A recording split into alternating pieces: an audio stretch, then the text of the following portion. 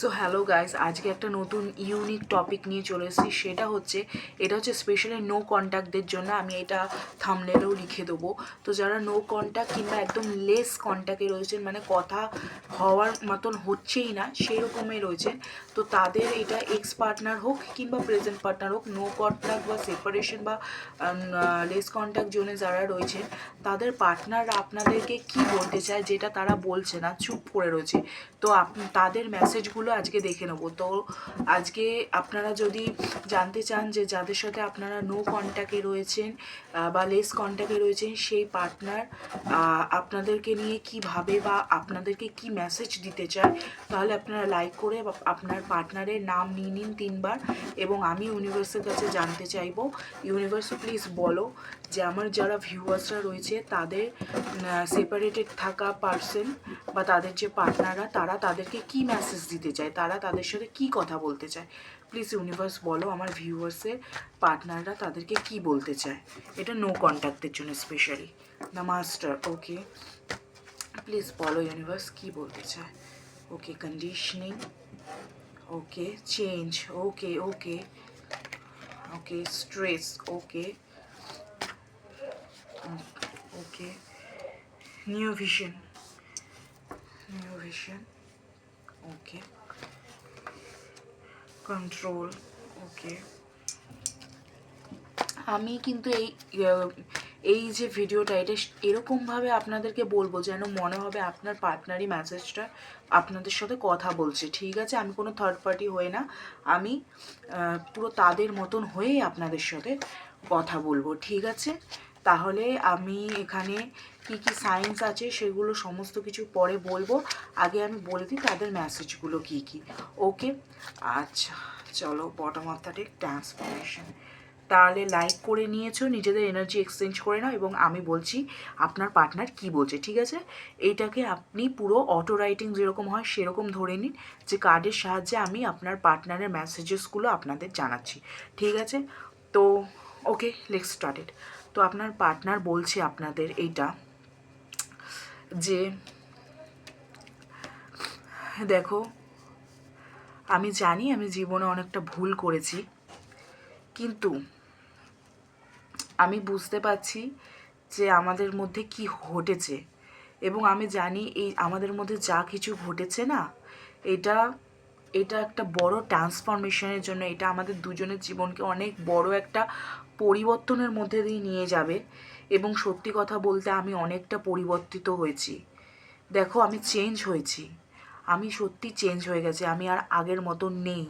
আমি জানি আমি তোমাকে বুঝতে ভুল করেছিলাম, আমি জানি আমি আশেপাশের মানুষদেরকে বেশি করে তাদের কথাটা বেশি ইম্পর্টেন্স দিয়েছিলাম, তোমার কথাটা আমি বেশি একটা গুরুত্ব দিইনি, ঠিক আছে? আমি আমার কন্ডিশনিং, ছোটোবেলা থেকে আমাকে যেরকম ভাবধারায় বড় করা হয়েছে না, সেই ভাবধারা নিয়ে আমি এক ধরনের ভাবনা চিন্তা নিয়ে চলতাম, সেই জন্য আমি তোমার ব্যাপারটা ভালো করে বুঝতে পারিনি, তোমার ফিলিংসটা বা তোমার কর্মটা তুমি যেরকমভাবে বিহেভ করেছিলে আমি সেটা ভালো করে বুঝতে পারিনি।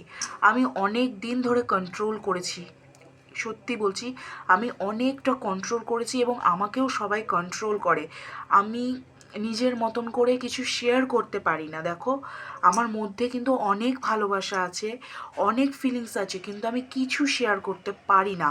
আমি প্রতিটা মুহূর্ত, সত্যি কথা বলছি, মুমেন্ট টু মুমেন্ট, প্রত্যেকটা মুহূর্তে আমি ফিল করি তোমার লাভ, তোমার ফিলিংস, তোমার ভালোবাসাটা, যে তুমি কতটা ইম্পর্ট্যান্ট। আমি প্রচণ্ড দুশ্চিন্তার মধ্যে থাকি আজকাল, আমি একটা জোকারে পরিণত হয়েছি, আমি খুব স্ট্রেস নিয়ে থাকি, আমি প্রচণ্ড স্ট্রেস নিই, এবং আমার হিলিংয়ের প্রয়োজন। সত্যি বলছি, তুমি আমার জীবনে একটা মাস্টারের মতন এসেছো, সত্যি আমি এখন তোমাকে একটা মাস্টারের মতন দেখি, এবং আমি বুঝতে পারছি যে ভগবানের সেই মাস্টার হচ্ছে তুমি, সেই লাঠিটা হচ্ছে তুমি, যে আমার জীবনে প্রথমে ভালোবাসার রূপে এসেছিলে, এবং তুমি চলে যাওয়ার পরে আমি প্রচুর কষ্ট পেয়েছি, সেটা কিন্তু আমি কখনোই তোমাকে শেয়ার করতে পারিনি।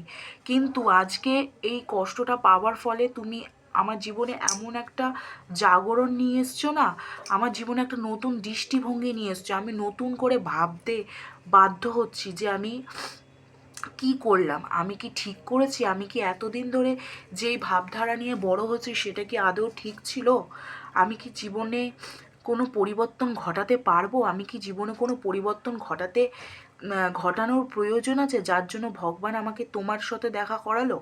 তুমি একটা মাস্টারের মতন, you are my lover, you are my beloved, সমস্ত কিছু ঠিক আছে, কিন্তু জানো তো এই পরিস্থিতিটা খুব কঠিন, কিন্তু আমি কারোর সাথে নিজের মনের কথা একদম শেয়ার করতে পারি না। আমি প্রচুর কন্ট্রোল করে রাখি, আমার প্রতি মুহূর্তে ইচ্ছা করে তোমার সাথে কথা বলতে, বাট আমি কথা বলতে পারি না। তোমার সাথে থাকাটা আমার কাছে একটা হিলিংয়ের মতো।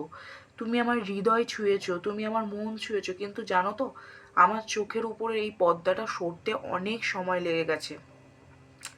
এখনও অবধি আমি পারছি না তোমার সাথে যোগাযোগ করতে, এখনও অবধি আমি পারছি না তোমাকে নিজের মনের কথা জানাতে বা শেয়ার করতে। কিন্তু এটা সত্যি যে আমার দৃষ্টিভঙ্গির পরিবর্তন ঘটেছে এবং সেটা ঘটছে, এবং আমার মনে হচ্ছে যে আমি অন্য কেউ, আমি অন্য ধরনের মানুষ, আমি আশেপাশের ব্যক্তিদের কথা শুনে আমি অন্য হয়ে গেছি।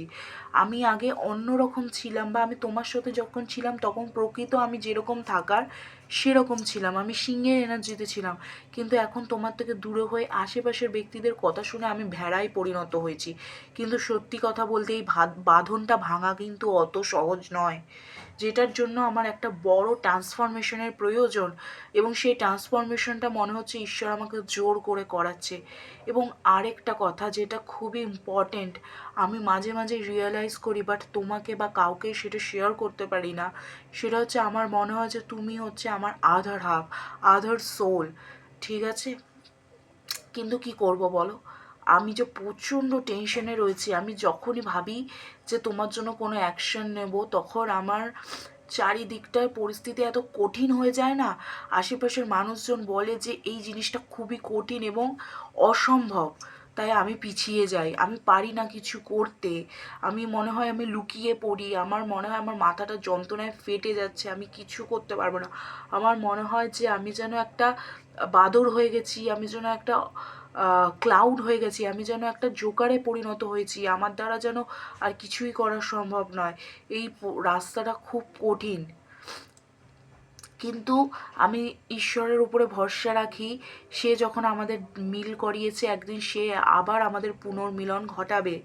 কিন্তু হ্যাঁ, তুমি আসার পরে আমার জীবনে একটা নতুন দৃষ্টিভঙ্গি আমি পেয়েছি। তো এইটুকু বলে আমি আপাতত সমাপ্ত করি, ওকে? তো আমি এখনও অবধি এইসব যে কার্ডগুলো, সেগুলো থেকে এতটুকুই আমি বুঝতে পেরেছি আপনার পার্টনারের মনের কথা, ওকে?